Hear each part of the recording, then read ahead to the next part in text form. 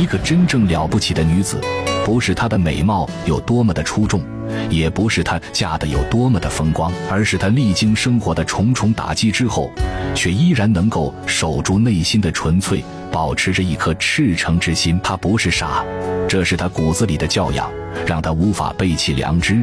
她也会心碎，也会哭泣，但是擦干眼泪之后，她还是依然选择堂堂正正的做人。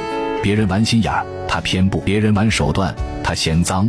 所以那些吃过的苦，受过的伤，最后都会变成她最硬的底气。因为她始终相信举头三尺有神明，人在做，天在看。现在她吃过的亏，以后都会化作福气涌向她。所以这样的女子早晚会出人头地的，也请相信，属于你的美好时光也正在奔赴而来的路上了。往后的日子你会过得越来越顺，越来越美好的。